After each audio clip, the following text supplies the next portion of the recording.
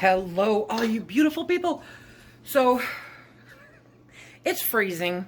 Everybody's freezing. People who aren't used to freezing are freezing. And so, I happen to be off work today. It's President's Day. And I am going to make some room in my freezer. During the inventory process, I discovered a whole bunch of peppers out there. So, we're going to can up some peppers today. Are you ready? So I have my little grocery basket here that I took out to the garage, and I have some frozen peppers of varying kinds. I've got some jalapeno in there. Most of them are sweet peppers. Can I open this with one hand? Let's see. No, these are all sweet peppers. Yes, you can see them in there. Anyway, those are all sweet peppers. They're all frozen solid. I left the habaneros in the freezer.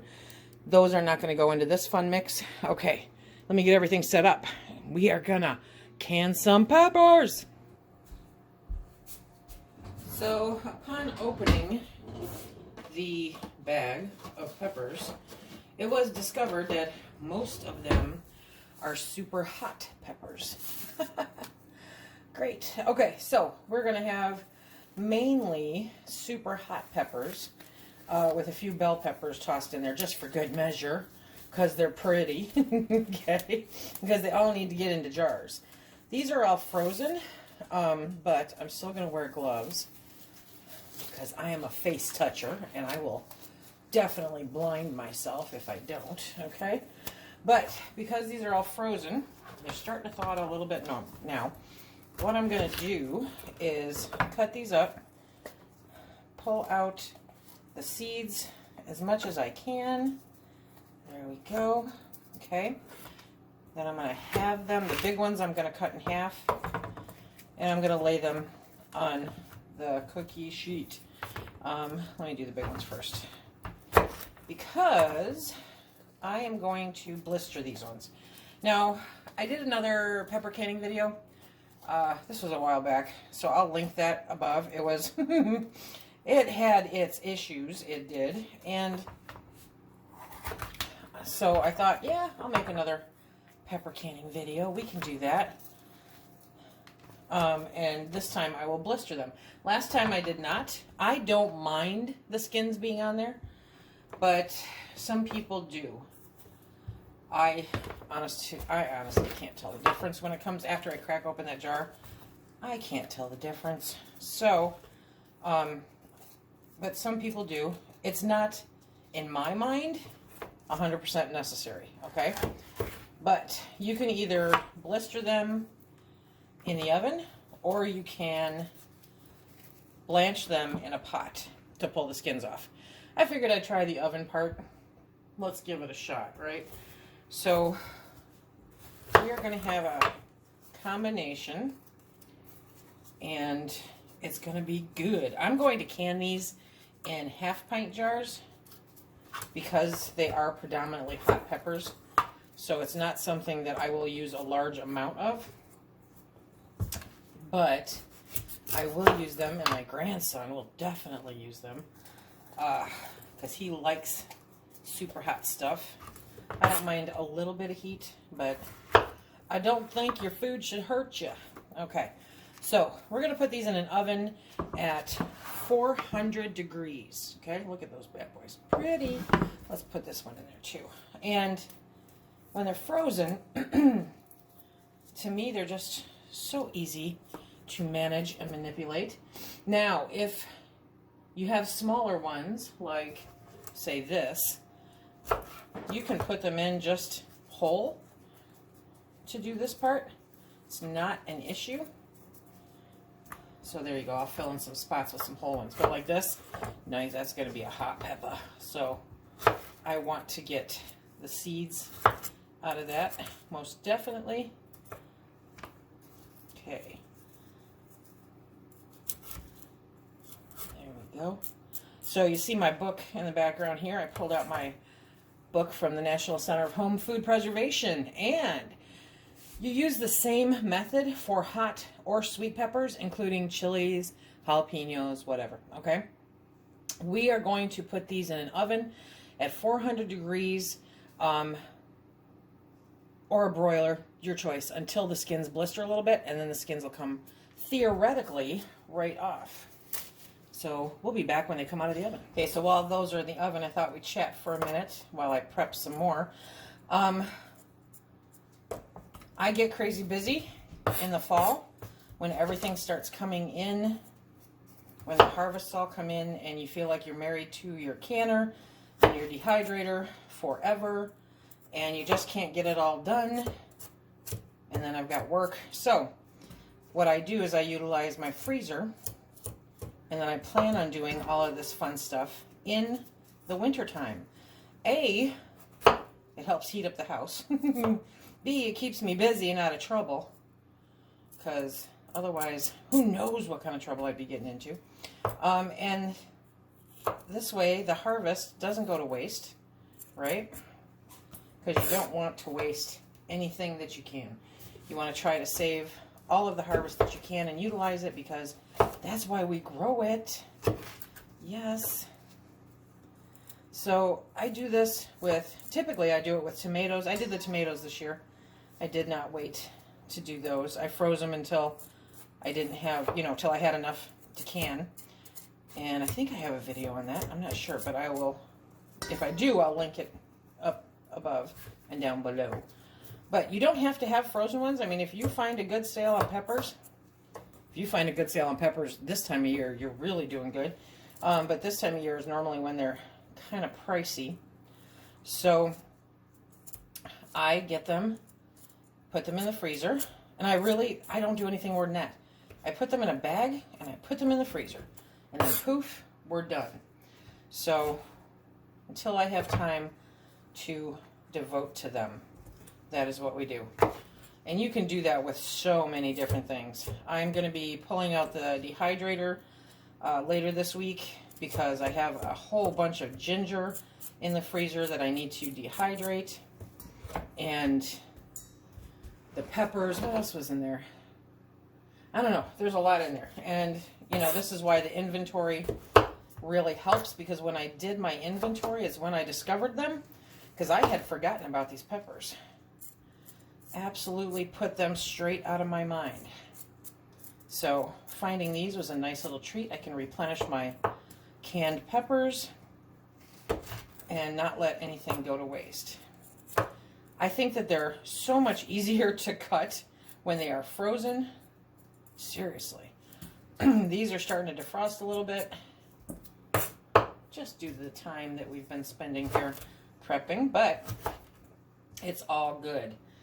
You can see there's still, quite a bit of firmness to them. So life is good. If I'm missing any seeds, I will do my best to get rid of those and any of the membrane, because the capsaicin, the higher in capsaicin, the hotter they are. And these ones, for the most part, are all super hot peppers. And we don't need any extra added capsaicin in there. No, we do not. I wish they were all bigger. Who saves little peppers? Me, I do. Okay. And I gotta make sure the dogs don't try to get any that might escape to the floor. This is like a banana pepper. But it'll work. It'll all work once they're in there. And now is also a really great time to make some pepper jam if you have it. So, good stuff. But these are just going to be plain old canned peppers. There has been a slight change of plans. I didn't blister these as long as I should have, because this house is closed up tight for the cold, and we're asphyxiating ourselves with hot peppers, literally. Oh, so I will try to peel the skins off these, but the rest of them, yeah, we're just dicing up. We are both literally gasping for breath here. Apparently, doing this method in a completely closed up house, you're hearing liquid because Phil is doing his kitchen project over there, but apparently trying to blister hot peppers in an entirely closed up house is not the wisest decision I've ever made. Now let's see if I can actually peel this off. I think I really needed to blister them a little bit longer. Yeah. So what I'm going to do is what I always do. I'm going to cut them up with skins on them. I, again, don't have an issue with it. It's a texture preference for some people. Some people think that it makes it tougher or stringier with the skin in there. I don't. It's kind of like tomatoes. I totally don't have an issue with it. But if you do, then what I recommend is going to the National Center for Home Food Preservation. I'll put a link in the description box below. If you're looking at the book, it's in section 4, page 15, and it will tell you how to blanch them. I'm not even doing that. Nope. My sinuses are completely cleared. We're both coughing like lunatics. My nose is running. That's more than you needed to know. Let's get started. Okay, so I'm going to take these skin and all, and we are going to dice them up. Now, I see I missed a few seeds there. Don't really want those in there, so, okay. But we are going to dice these up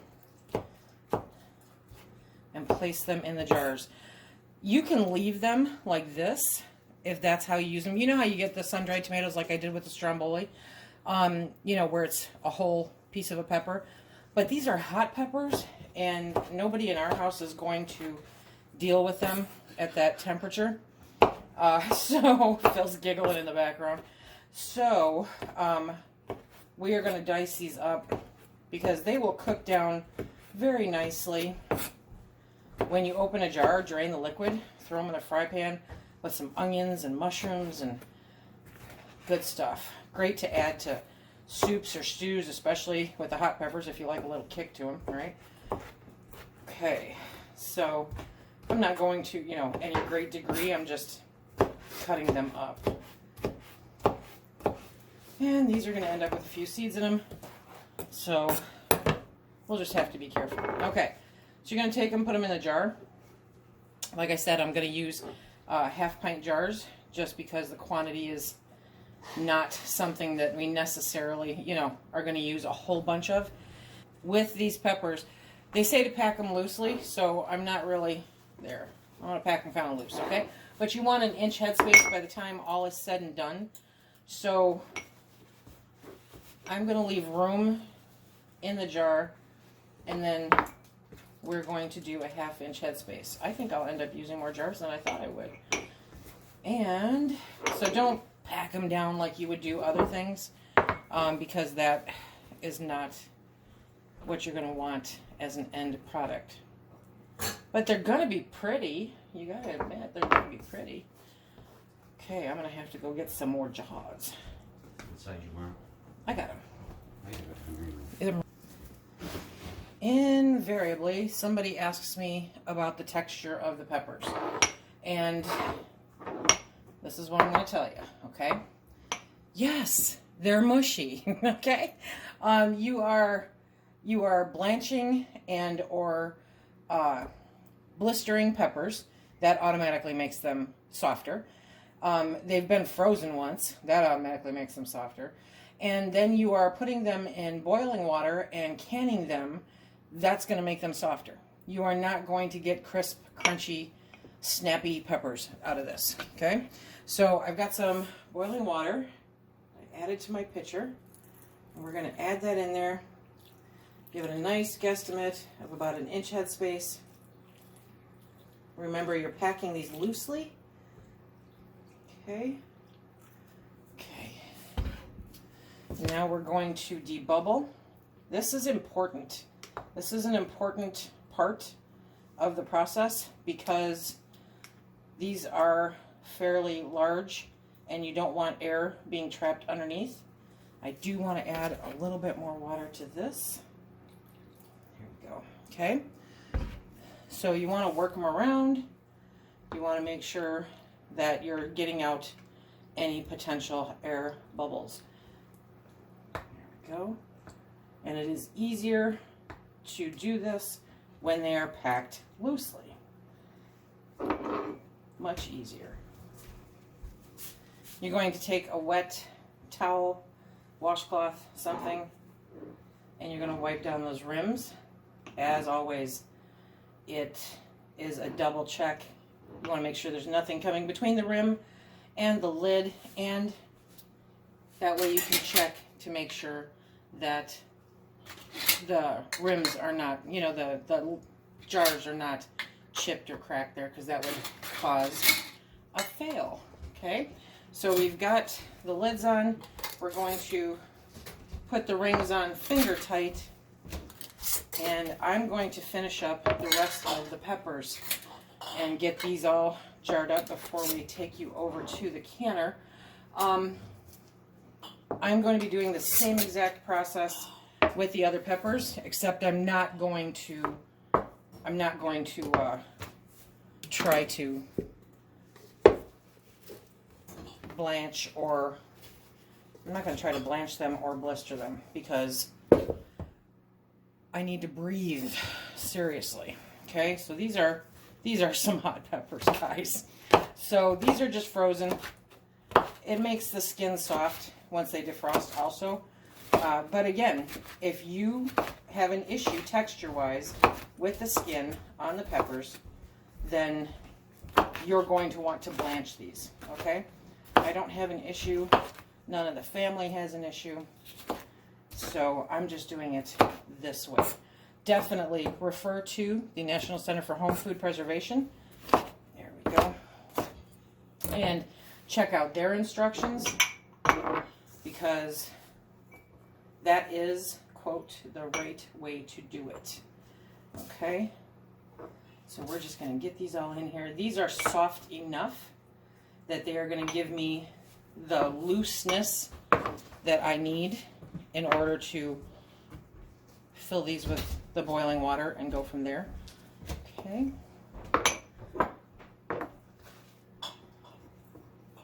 There we go. So I'm not stuffing them in, you see, I'm just placing them in there and leaving a little room. There we go. Okay. Yes, Phil's in the kitchen. Phil's in the kitchen. Yeah.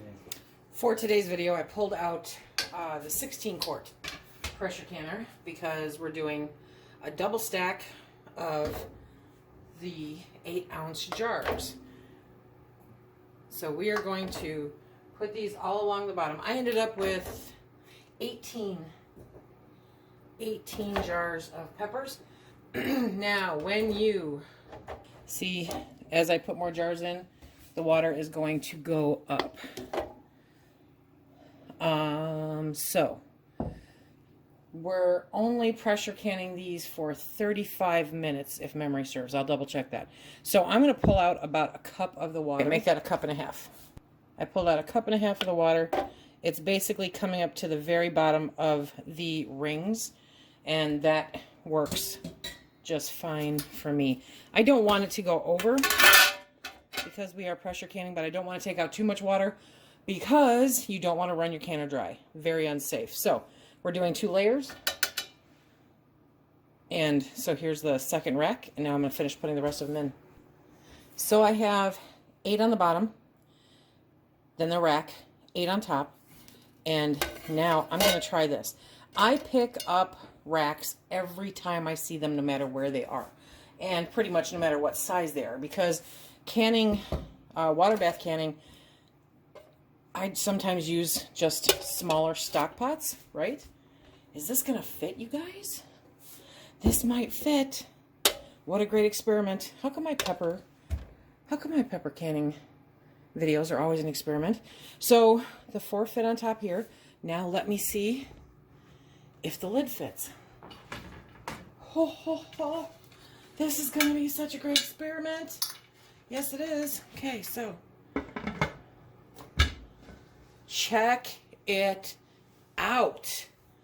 Bam! Go Lisa. Okay, so we got all 18 jars in there. 3 layers of jars in the canner. It can be done.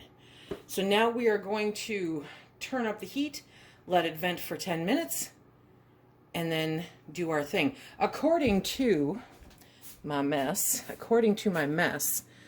okay, looking at the book, we are doing half pints or pints for 35 minutes. And I'm at 10 pounds of pressure using the jiggler. If you don't have a jiggler and you're using your gauge, then it's 11 pounds of pressure for my location. Now, here's the difference, okay? And I'm gonna try to zoom in on this. Okay? Right there it says, there you go.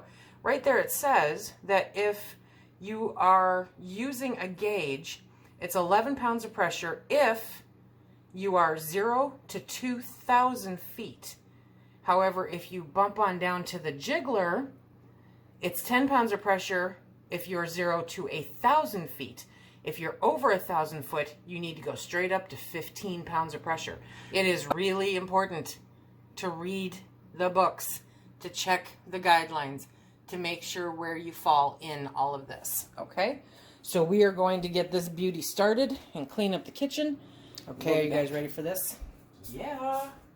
Okay, let's turn on a little light here. So, canner came down to pressure on its own. Let it sit for, I don't know, 5-10 minutes. Open it up. Yeah. Okay. Now we're going to take these beauties out of the canner. So the thing with packing them loosely, is that you'll have some floating going on. But that's okay. That's okay. Not a big deal. I know the reasoning behind having them be there, you know, be up. Okay, I need tongs to get out the rack. There we go.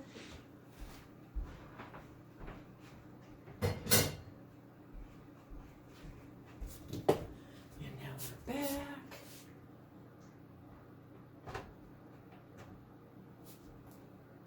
These are so pretty.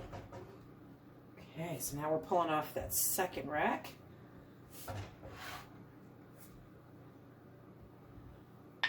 Whoop, we got one popping. Whoop, I had liquid on top of that one. Okay, there we go. So now we will have nice little portion sizes of hot peppers. I'm pretty sure that the grandkid and I are going to be about the only ones eating them, but you never know. Oh, do you hear that? We're getting some more down to the first level. And I got to tell you, I did not even come close to running out of water, so it did not hurt taking out that 1.5 cups. It is something you want to pay, it's something you want to pay attention to. And if you're canning meats or beans where it's you're popping, where it's 75 or 90 minutes, you want to make sure that you've got your 3 inches or 3 quarts of water in the canner, because you do not want to run your canner dry. It is very bad to run your canner dry. It will ruin your canner for certain. Oh, they're even popping in here. Come on out. Over. Okay. One more. Dun dun. Okay, let me bring you down. Da da da dun dun. Look at those. Ha ha ha. Okay, I am super duper happy with those. Aren't those just pretty? Peppers are just always so pretty. Okay, so that is how I made room in the freezer again. Look at that. They're still working their magic in there, doing their thing. So we're gonna let them sit here for, I don't know, probably about 18 hours, because it's still early in the afternoon. And then we are going to make sure that they all sealed. If they didn't, we'll put the ones in that didn't seal in the refrigerator and use them sooner than later. Everybody else gets washed, labeled, and put up in the pantry for later use. So just as a little recap, I did not blanch, nor did I blister the peppers. I just left it with the skin on. It doesn't bother me. But if it bothers you, then definitely want to blister them or blanch them. Trying to blister them in a closed house in the middle of winter just about got both of us for good. So it was just easier by that point for me just to can them. Like I said, it does not bother me. You can see, let me grab my, okay, so the skins, do you see that little piece right there? The little tail is wagging, right? Okay, so that is basically a piece of the skin. Again, not an issue, okay? But some people really don't care for it. Be sure to check out the link in the description box below, because that is going to take you to the canning directions, times, pressure, all that fun stuff. And it's really important, especially if you're just learning how to use a jiggler, that you see the difference regarding the time and the pressure. Not the time, but the pressure. Because remember, with a jiggler, if you are over 1,000 feet, then you automatically need to go up to 15 pounds of pressure. But if you're under 1,000 feet, then you can stick with 10. So that is really important information to know. It doesn't happen. It does happen. Let's see. It happens with potatoes. It makes a big difference with a jiggler. So you want to pay attention to that to see how long you need to, or what pressure you need to use. How the weight that you need to use for it. The jiggler is convenient, hugely convenient. You're not babysitting the gauge the same way. You learn to listen to what it sounds like, but there is a learning curve. You do need to make some adjustments, and it's something that will take you a little time to get used to if you're used to doing it with a weight or with the regular regulator, not with the weighted jiggler. Okay, too many words. Okay, remember, if you like what we do here, please hit that like, subscribe, and share. Check us out on Instagram and Facebook. And are you guys going to can some peppers?